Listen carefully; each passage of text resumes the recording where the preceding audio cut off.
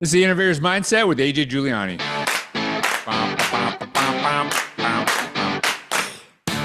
What's up, buddy?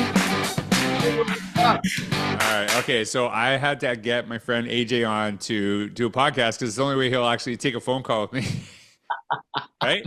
That's the only way. We Only only way I do. got to book appointments with him. He's a pretty popular I've been on the guy. podcast. I've been Whatever. on 5 or 6 times, George. I think I'm leading the pack. Well, you are. It's actually funny because Laney was on yesterday, and then basically it's like back and forth between is it you or Laney the most. So I think you maybe went up on her now just because you're here today. So that's a bit only maybe that's how I get attention.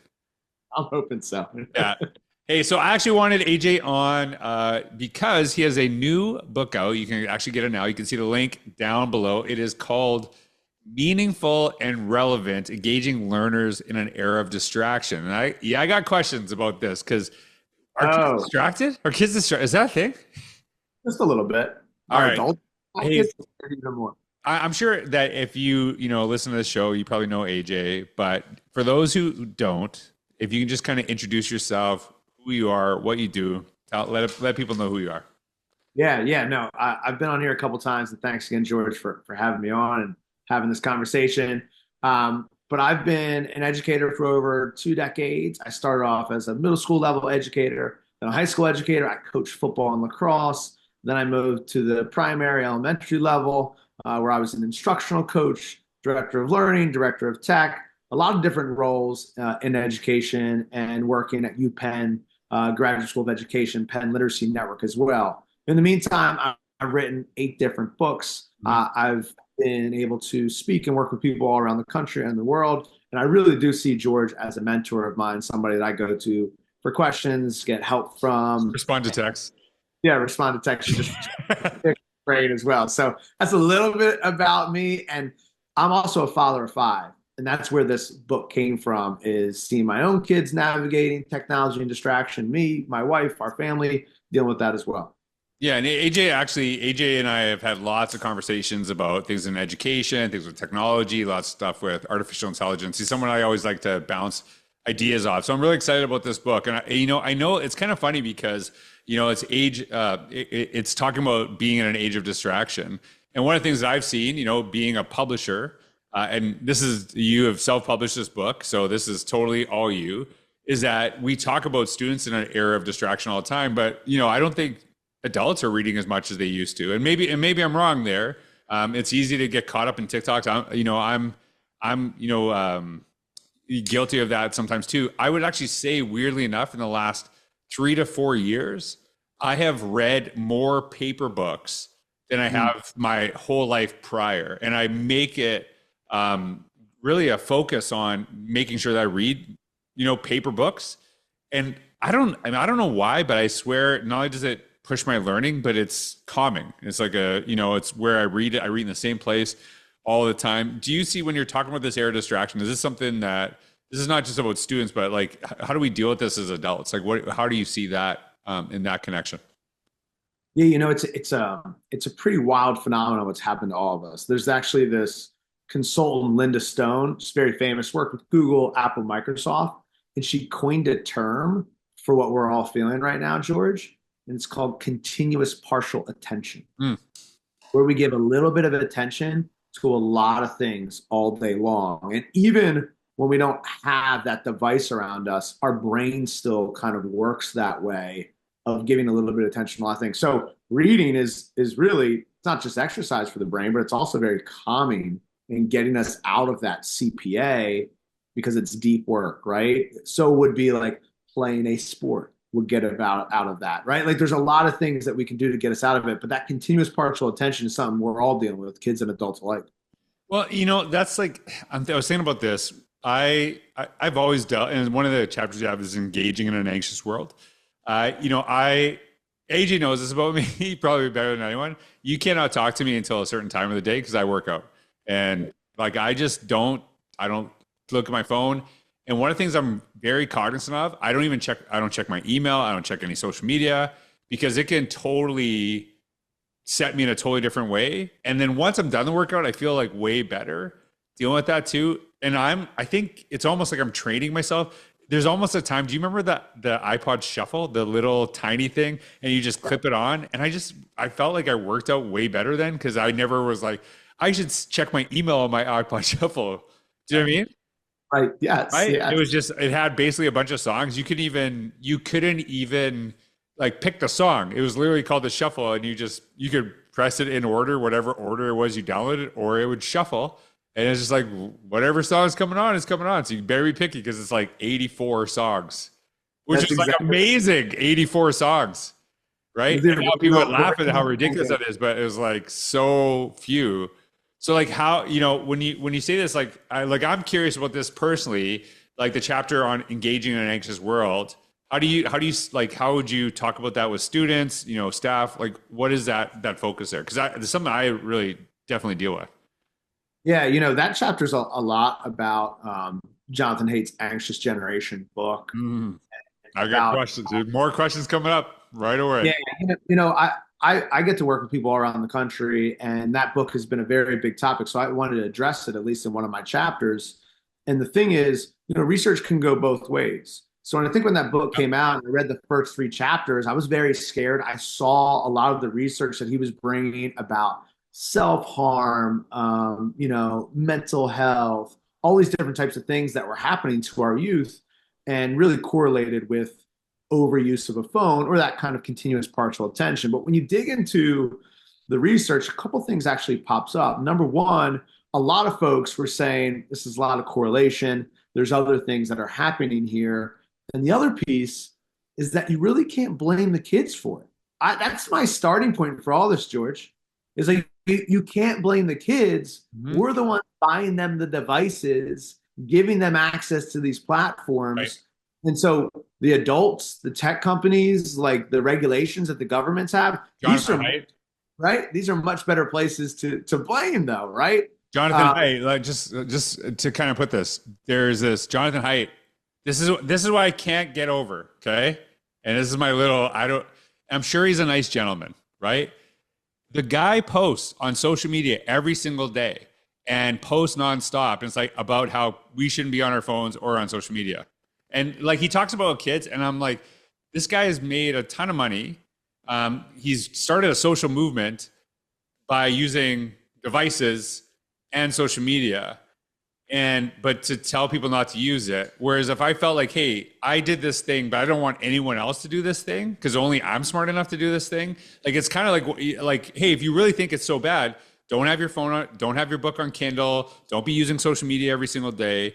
Because like I connect with you. I think it's like, how are we as adults modeling this to our kids? Not just saying, oh, those darn kids, right? Like they shouldn't be using it, but like I'm watching how people talk on social media to each other. I'm watching more adult anxiety.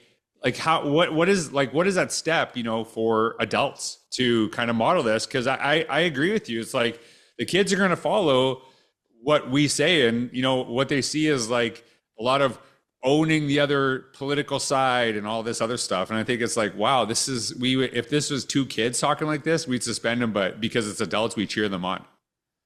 Yeah, and you think about like what we're modeling for kids, how they see adults interacting, as you're saying, but also just the fact that it's a part of our everyday lives. There's this big study done. There's a whole Freakonomics podcast episode that I'll give to you to put in the show notes.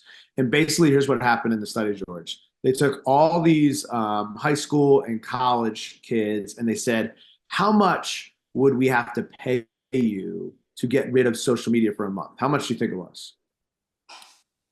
I don't know, 10,000. No, it was much less, right? It was I don't know. it was like anywhere between $50 to $300 that they would have to pay them to get rid of it a month. Per month? Per month. Yeah. They're like, oh, we can get rid of it That's for a a deal. month. That's a deal. Yeah. But something happened when they turned the research study on its head. They said, well, how much will we have to pay you if not only did you get rid of social media, but all your friends, family, everybody also got rid of social media for a month? And the kids actually said they would pay $30 of their own money for that. Right. And so when you think about it, it's literally Maslow's hierarchy. It's belonging. This is how kids belong. My daughter's 16 years old. If I take that device away from her, she loses some of her belonging. That is what is the really important thing here at play. And so when we talk about kids and adults being anxious, it's a much bigger picture Right. than just, oh, we're addicted to our phones. Yeah, like I'm curious what you think of this too, because we are so overemphasized on collaboration. And what I mean by that is that if I don't actually have any time independently to think, to concentrate, to kind of bring what can I contribute to a group, right? Like if you're always jumping to the group immediately, is that something that you talk about in this book? Like, having that time for reflection, having that space to, really deeply think about what you are doing, how you can help others. Well, how does that look? Yeah, I mean, it's so important in the same way that when you work out and Hmm. exercise, you're actually being able to be reflective, right? That's your time you're thinking, or when you're reading, or you're spending time listening to music. These are all great opportunities to give kids. And I Hmm. actually agree with Hate's last recommendation, Kids which should is play more. what? We need more free play and independence. Yep, He actually I agree. says the reason the first three things that he talks about with a phone-free childhood are impacting us is because we're getting rid of that free play and independence. So we need to bring that back. It has to be, it's a very big part of growing up and maturing and thinking about things, as you said, and it's something we need to do more of as educators. There's a chart you have in the book, and it's education at a crossroads. And you talk about the era of distraction, and you have challenge versus opportunity. And for example, one of them is kids don't pay attention is the challenge, and the opportunity is to move away from compliance. I think that's like a big theme throughout your books. Is that like, are we creating? When you're so one of the things I'm now seeing, and I knew this was going to start happening. Hey, we like kids can't have their phones, and I think it's like when you try to black and white solution a very nuanced problem, I think that's when you get into trouble, right? Because it's going to be pendulum swinging back and forth. But it's like now it's like we shouldn't even have computers in the classroom. Like that shouldn't even be there too. Like that, I knew that was coming. I could see that writing on the wall, and it's like what. That's where I'm like looking at this, it's almost like we're not moving away from compliance. It's almost we're like going to it. We're like, how do we get kids just to sit in rows, do their cursive? I don't know, and maybe I'm wrong. Like, is that something you're seeing is happening? It's like we're like trying to like hold on to something. Like, how about this? I'm sure you hear this. Oh, we are after COVID. We are not going back to the way school. Kind of looks like you're going back 10 years.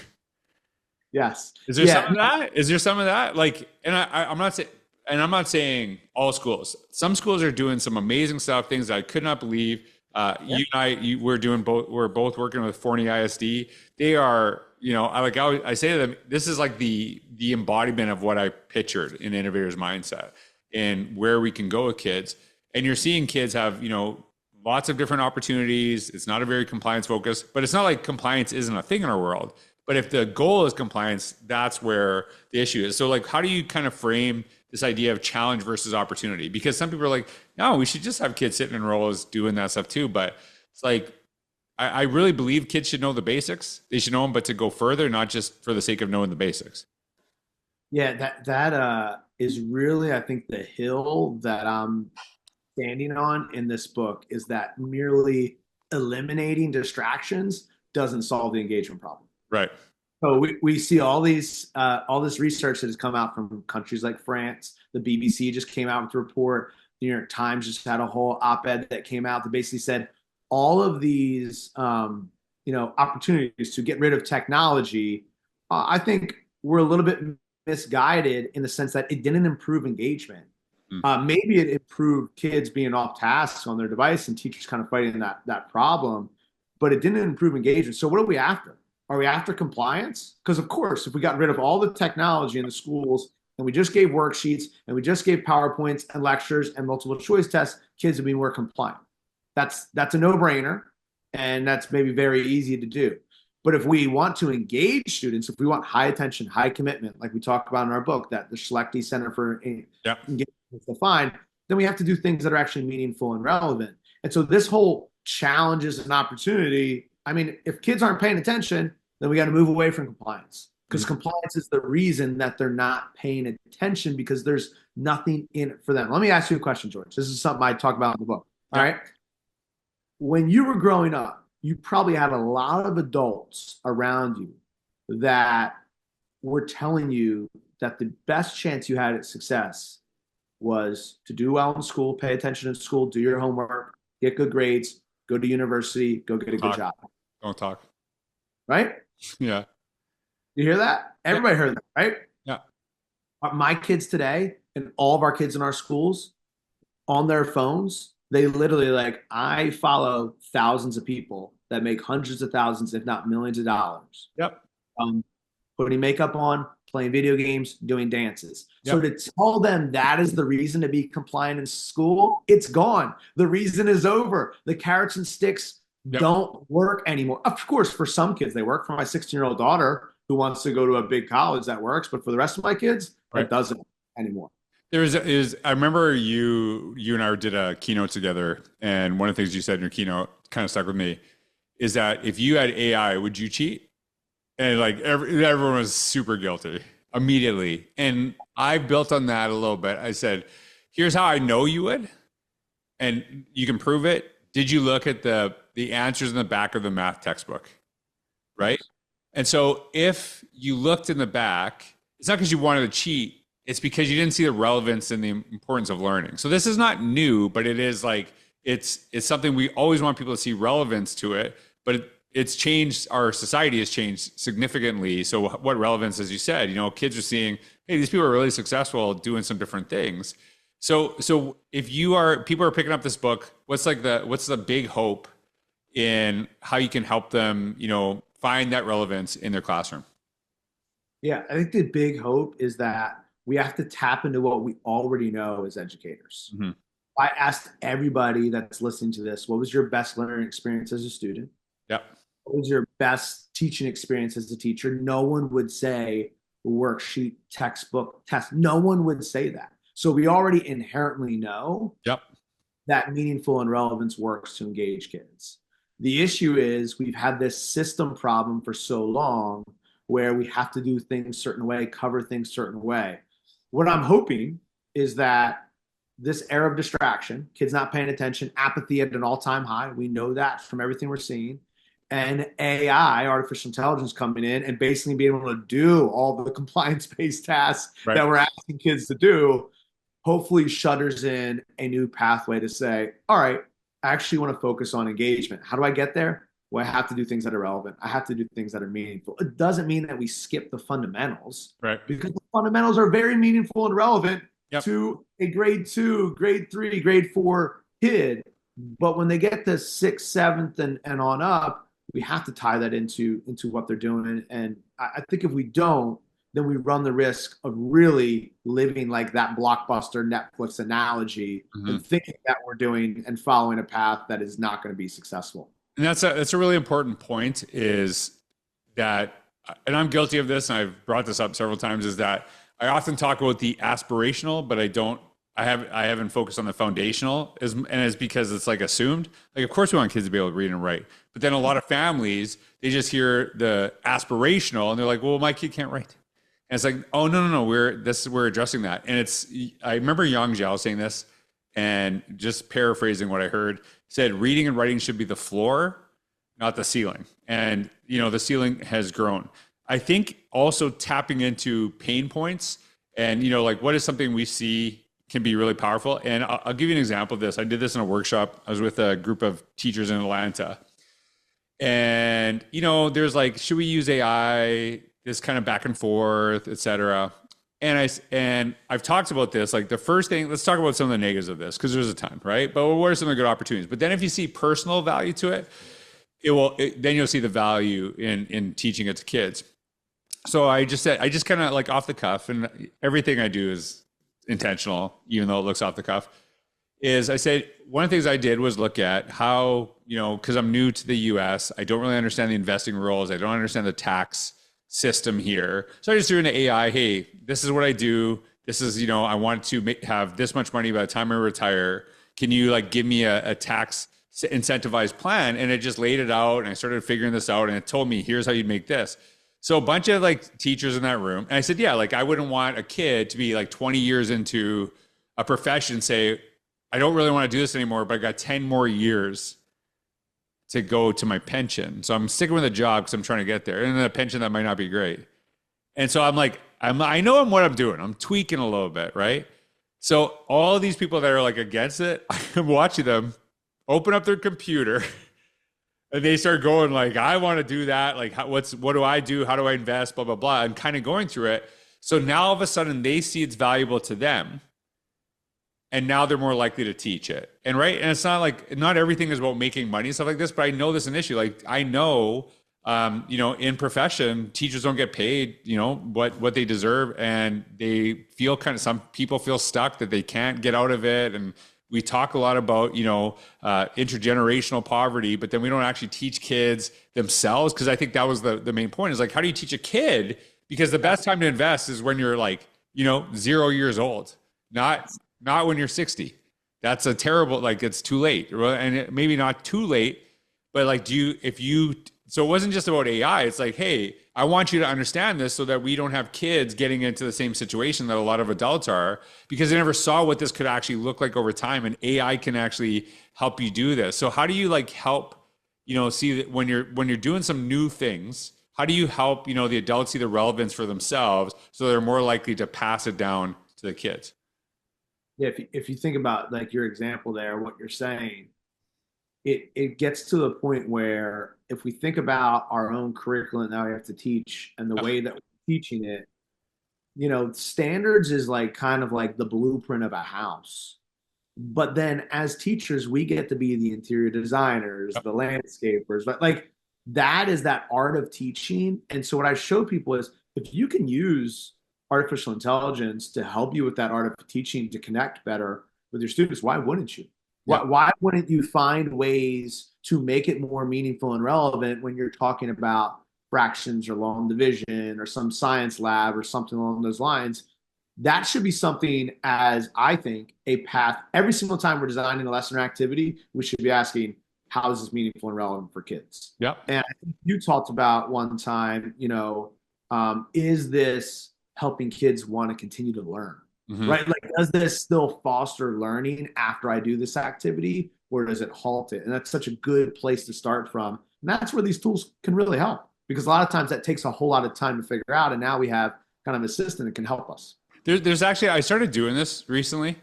And I'm sure, I know you've been doing this stuff way longer than I have, is like, I'll say like, hey, can you like do this for me? And I'll throw that in AI. But now I'm like, okay, why did you do that? Like, why? Explain this to me so I can kind of understand instead of just like, because maybe it's wrong. Maybe, actually don't want to, I don't want just the what, I want to know why you did what you did. So I can kind of understand it. And I might still leverage it to, like, I'll give you an example. I just wrote a post about this. I hate doing blog titles. I'm just like the worst for it. So I'll write a post and say, what are some suggestions? And then it's like, here it is. I'm like, that's actually pretty good. Why did you pick that? And then it like told me about like, here's the hook, here's this. I'm like, oh, like there's like a science behind this, right? And it was just kind of interesting. And I actually like shared those results. And I think that's something that's really powerful, is that you can not just get it to do stuff for you, right? It's like, hey, I want to understand why this is doing it this way, because, we might have access to this, we might not, I don't know. But I want to understand. And like that is, but some people are like, well, I don't write blogs. Well, yeah, I'm not saying about blogs. I'm saying about anything. Like, hey, why did you, like, I asked for this. Why did you do this? Like, how do we stoke that curiosity? So this book is now out. Okay. Give your like 1 minute pitch why people should pick it up. I think the big reason you should pick up this book is this is the battle we're all fighting right now. The battle of attention, the battle of understanding what it actually means to engage. And unlike other books, this actually has a ton of research from the past 5 years. So I pulled in all these different research and studies from the past 5 years that are very relevant to what we're going through right now. Every book has a story in it, actionable steps, and real things you can do with your students or your staff if you're a school leader. Plus, we have a lot of fun in it as well. It's going to kind of keep you engaged and moving and talk about some things that I know that you're interested in.